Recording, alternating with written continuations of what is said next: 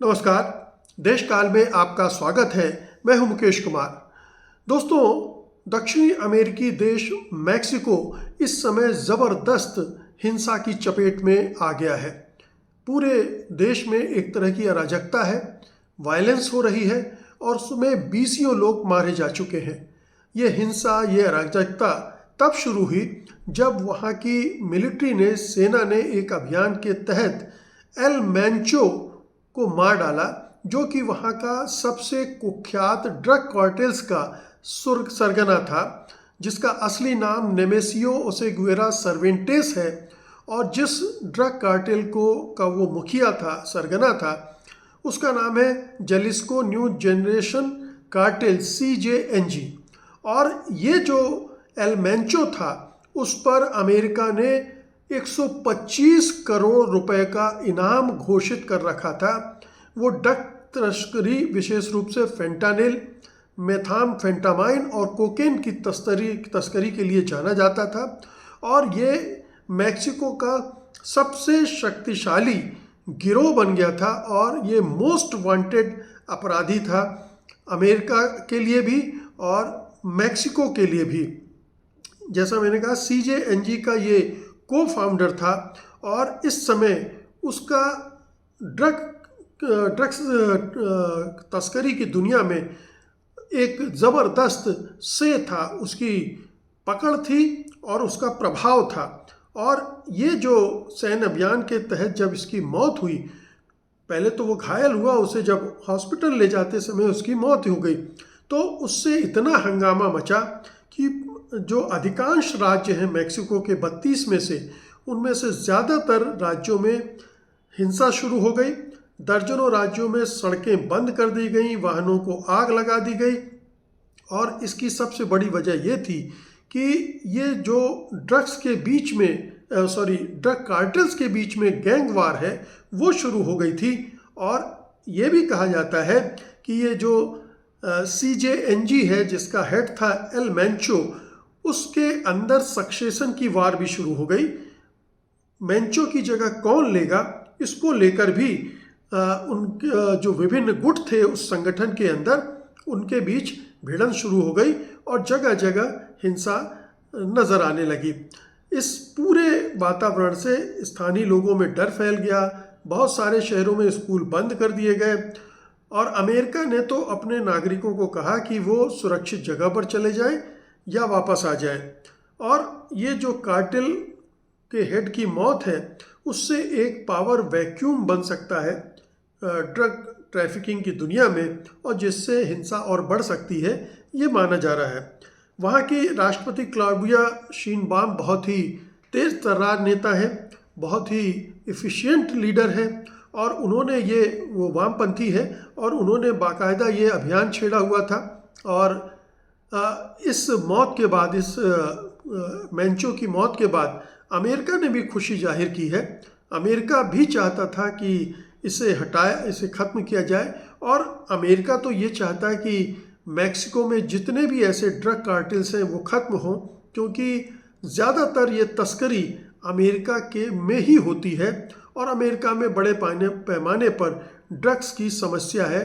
Drug बड़े पैमाने पर समाज में प्रचलित है और इसलिए वो इस पर जोर दे रहा है। CNG मैक्सिको का सबसे बड़ा प्रभावशाली ड्रग कार्टेल है। इसमें 18,000 से 33,000 तक सदस्य हैं और ये मैक्सिको के लगभग सभी 32 राज्यों में मौजूद है। ये ड्रग तस्करी के अलावा अर्थव्यवस्था के विभिन्न क्षेत्रों को भी नियंत्रित करता है, जैसे बंदरगाहों और स्थानीय व्यवसायों से टैक्स वसूलने का काम भी करता है।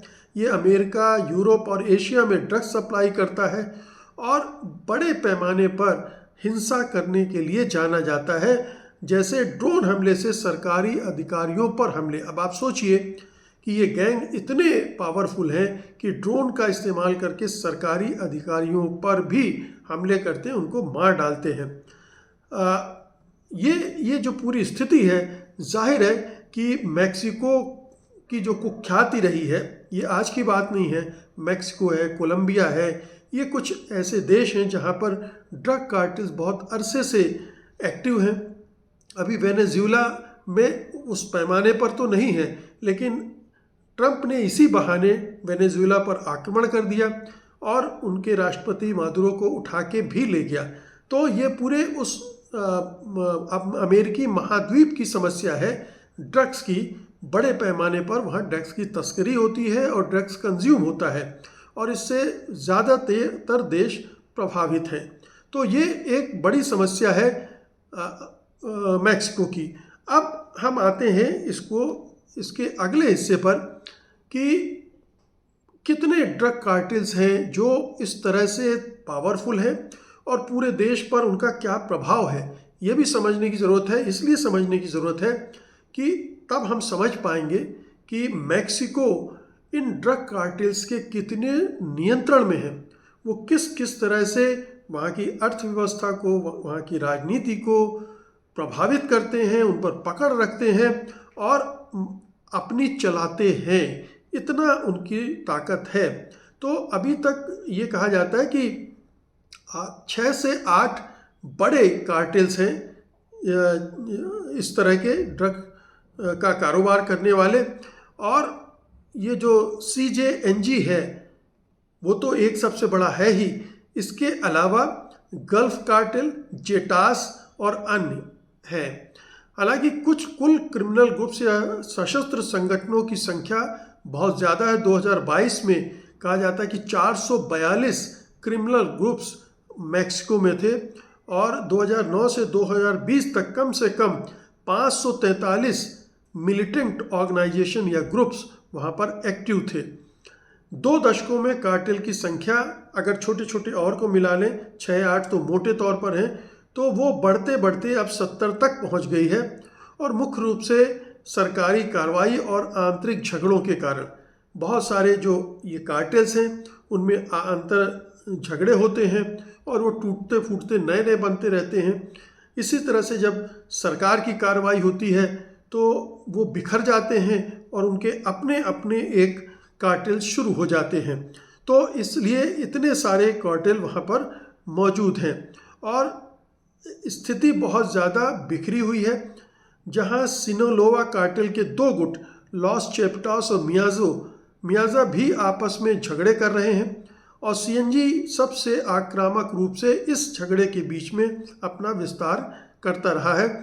इन संगठनों का मैक्सिको के लगभग 1/3 हिस्से पर नियंत्रण है। आप सोचिए 1/3 देश पर ये ड्रग कार्टेल, इनका शासन चलता है, इनके अलावा वहाँ किसी का राज नहीं चलता है। तो ये भयानक है। ये अर्थव्यवस्था पर भी बड़ा ज़बरदस्त प्रभाव डालते हैं। करप्शन तो है ही, हिंसा, जबरन वसूली, आर्थिक संसाधनों पर कब्जा, ये सब करते हैं। आइए अब इसको थोड़ा एक एक करके लेते हैं कि कैसे ये काम ये लोग कर रहे हैं।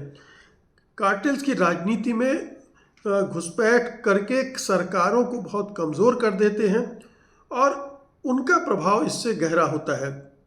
करप्शन के मामले, करप्शन का इस्तेमाल करते हैं। ये पुलिस, न्यायपालिका, स्थानीय अधिकारियों को रिश्वत देकर या धमकी देकर नियंत्रित करते हैं। कई इलाकों में कार्टेल सरकारी अधिकारियों को प्लाटा ओ प्लोमो यानी या तो घूस ले लो या फिर मौत, ये आपके सामने विकल्प है, आप चुन लीजिए। तो ज़्यादातर क्या चुनते होंगे आप समझ सकते हैं। वे चुनाव में हिंसा का इस्तेमाल करके जिन उम्मीदवारों को जिताना चाहते हैं उनको जितवाते हैं, जिससे कि चुनावी हिंसा से राजनीतिक स्थिरता भी पैदा करते हैं और अपनी पकड़ बढ़ाते हैं और राजनीति में अपने कैंडिडेट जिताकर उनके ज़रिए वो राजनीति को कंट्रोल भी करते हैं। आपको बता दें कि ट्रंप एडमिनिस्ट्रेशन ने मैक्सिको के 6 ऐसे ड्रग कार्टेल्स हैं जिनको आतंकवादी संगठन भी घोषित किया हुआ है और ये उनके राजनीतिक खतरे को भी दिखाता है। जहाँ तक कंट्रोल का सवाल है तो कार्टेल्स हर जगह, हर सार्वजनिक संस्थान में घुसे हुए हैं। मैक्सिको को ग्लोबल ऑर्गेनाइज्ड क्राइम इंडेक्स में जो 3रा सबसे ज़्यादा क्रिमिनल देश माना जाता है। सोचिए, ग्लोबल लेवल पर क्राइम इंडेक्स में, अपराध सूचकांक में मैक्सिको का स्थान 3रा है। वे सरकारी नीतियों को प्रभावित करते हैं, जैसे कि ड्रग वार में हस्तक्षेप, स्थानीय सरकारों पर इतना दबाव डालते हैं कि कई क्षेत्रों में जो राज्य की मौजूदगी है नाम मात्र की रह जाती है। पैरेलल गवर्नमेंट ये अपनी चलाते हैं। आर्थिक प्रभाव और कंट्रोल को अगर हम देखना चाहें तो एक तो ये है कि वे जैसे कृषि एवोकाडो के निर्यात से $770 मिलियन का मुनाफा ये कार्टेल कमाते हैं। पेमेक्स से ईंधन चोरी करके ये $55 बिलियन का नुकसान पहुंचाते सरकार को। इंफ्रास्ट्रक्चर और लॉजिस्टिक्स को भी ये कंट्रोल करते हैं, जैसे मैंने बताया बंदरगाह और इस तरह की चीज़ों को भी कंट्रोल करते हैं। और छोटे जो बिजनेसेस हैं, किसानों और ट्रक ड्राइवरों तक से ये प्रोटेक्शन रैकेट कुब्रो डे पिसो ये कहते हैं उसको, प्रोटेक्शन रैकेट को वो चलाते हैं और उसके ज़रिए लगभग $1.1 बिलियन सालाना वसूलते हैं। अवैध गतिविधियों से होने वाली कमाई, ड्रग बिक्री $12 बिलियन सालाना या उससे ज़्यादा हो सकती है। तो आप समझ सकते हैं कि मैक्सिको कोई बहुत बड़ा मुल्क नहीं है, छोटा मुल्क है, वहाँ की अर्थव्यवस्था भी छोटी है और उसमें इतने बड़े पैमाने पर जो ड्रग कार्टेल्स हैं उनका नियंत्रण है। अब देखिए, रोजगार और अर्थव्यवस्था, कार्टेल मैक्सिको के 5वें सबसे बड़े एम्प्लॉयर हैं। अब आप सोचिए कि सबसे ज़्यादा नौकरी देने वाले ये कार्टेल्स हैं 5वें नंबर पर, जिसमें 1,60,000 से 1,85,000 तक सदस्य हैं। वे अर्थव्यवस्था के विभिन्न क्षेत्रों को नियंत्रित करके बाज़ारों को प्रभावित रखते हैं और तमाम जगहों से टैक्स वसूलते हैं। इनका कंट्रोल, जैसा मैंने बताया, कि अर्थव्यवस्था में अंदर तक घुसे हुए हैं और वैश्विक स्तर पर संसाधनों का भी शोषण करते हैं। उदाहरण के लिए मिचोआकन में लाइम और एवोकाडो उत्पादकों पर हमले और वसूली से आर्थिक उत्पादन रुक जाता है। अब ये जो कुछ मैंने कार्टेल्स की बात की, जो प्रमुख कार्टेल्स हैं, जैसे सिनालोआ कार्टेल है, ये मैक्सिको के उत्तर पश्चिम इलाके में है। फ्रेंचाइजी आधारित इनका स्ट्रक्चर है। राजनीतिक भ्रष्टाचार, ड्रग रूट्स पर कंट्रोल और आंतरिक गुटबाजी और हिंसा इनके बीच में चल रही है। इसी तरह से जो जलिस्को न्यू जनरेशन कार्टेल है, CJNG, ये जो जलिस्को प्रांत है, मिचोआकान प्रांत है और देश के कई और प्रांत हैं, बल्कि यूँ कहना चाहिए कि देश भर में इसकी शाखाएं फैली हुई हैं। ये सबसे ज़्यादा वायलेंट है। एवोकाडो, ईंधन चोरी और इन सब से अपना विस्तार कर रहा है और राजनीतिक हिंसा में ये अव्वल है। इसी तरह से एक है गल्फ कार्टेल, जो कि गल्फ कोस्ट में कंट्रोल करता है। ये मानव तस्करी भी करता है, ड्रग रूट्स पर नियंत्रण भी रखता है और स्थानीय सरकारों में इसकी अच्छी खासी पैठ है, घुसपैठ है। इसी तरह से एक जेटास है, जो पूर्वी और मध्य मैक्सिको में एक्टिव है। ये पूर्व सैनिकों से बने हिंसा और विविधीकरण, किडनैपिंग, एक्सटॉर्शन, ये सब काम ये संगठन करता है।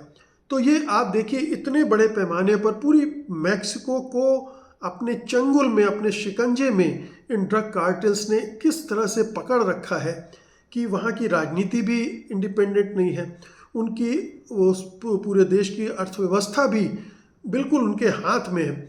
और ये जो शीनबाम की सरकार है वो इनसे लड़ाई तो लड़ रही है, लेकिन ये इतने हिंसक है और इतने मजबूत है, पैरेलल गवर्नमेंट कई 1/3 हिस्से में तो चली रही है, तो उनसे निपट पाना आसान नहीं है। तो इसीलिए जो एल मैंचो की जो मारने में कामयाबी मिली है, इसकी एक बड़ी वजह यह है कि अमेरिका ने इंफॉर्मेशन के स्तर पर मैक्सिको की मदद की, मैक्सिको को सपोर्ट किया और फिर मैक्सिको की सेना ने अभियान चलाया और इस तरह से इस एल मैंचो को एलिमिनेट कर दिया, मार डाला। लेकिन एक एल मैंचो के मरने से कोई बड़ा फर्क नहीं पड़ने वाला है, क्योंकि इतने बड़े पैमाने पर ये ड्रग कार्टेल फैले हुए हैं, इसमें लगातार अभियान चलाते रहना पड़ेगा, बहुत सारे संगठनों को ख़त्म करना पड़ेगा, बहुत सारे ये जो ड्रग कार्टेल्स के सरगना है, मुखिया हैं, उनको पकड़ना पड़ेगा और ये आसान काम नहीं है, क्योंकि चूँकि इन कार्टेल्स की घुसपैठ सत्ता में है, सरकार में है, अर्थव्यवस्था में है, तो उन्हें पहले से सूचनाएं भी मिलती रहती हैं पुलिस और प्रशासन के ज़रिए कि ये मूवमेंट हो रहा है सेना का या सिक्योरिटी फोर्सेस का। पुलिस तो जैसे उन्होंने करप्ट कर ही रखी है, पुलिस उनके खिलाफ कार्रवाई करने से घबराती है, डरती है, तो वो उस स्तर पर कार्रवाई भी नहीं हो पा रही है। तो ये एक बहुत बड़ा कहना चाहिए एक बड़ी चुनौती है मेक्सिको के सामने कि कैसे वो अपने आप को इन ड्रग कार्टेल से मुक्त करे, अपनी छवि को बदले, क्योंकि जब तक ड्रग कार्टेल्स रहेंगे तब तक मेक्सिको में दूसरे उद्योग धंधे नहीं फल फूल पाएंगे, क्योंकि उन उद्योग धंधों से इन ड्रग कार्टेल्स की वसूली शुरू हो जाएगी, वो सरवाइव नहीं कर सकते हैं। तो ये बहुत ज़रूरी है कि देश में इस तरह के आपराधिक संगठनों को नेस्तनाबूद किया जाए और वहाँ की जो सरकार है वो सचमुच में देश को कंट्रोल करने की स्थिति में आए। अमेरिका का हित इसमें केवल इंटरेस्ट ये है कि मेक्सिको को अगर मदद करके वो इनको एलिमिनेट कर सके तो ये उसके लिए बड़ी राहत होगी, क्योंकि बहुत सारा, जैसा मैंने कहा, फेंटानिल, मेथाम्फेटामाइन और कोकेन की जो तस्करी अमेरिका में हो रही है वो मेक्सिको की तरफ से ही हो रही है।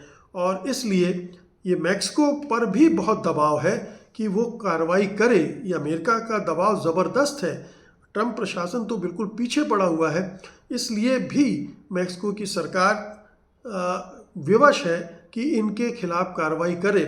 विवश ना भी हो, विलिंग भी हो, इस तरह की कार्रवाई करने के, लेकिन जब तक उसके पास प्रॉपर इन्फॉर्मेशन ना आए और उसकी सेनाएं इसके लिए तैयार ना हो तब तक बहुत मुश्किल काम होता है। बहरहाल ये तो एक अच्छी खबर है मैक्सिकन्स के लिए भी, बाकी दुनिया के लिए भी, कि एल मेंचो को एलिमिनेट कर दिया गया है, मार डाला गया है। लेकिन ये अगर ये अभियान आगे नहीं बढ़ा, अगर ये यहीं थम गया तो फिर कोई फ़र्क नहीं पड़ने वाला है।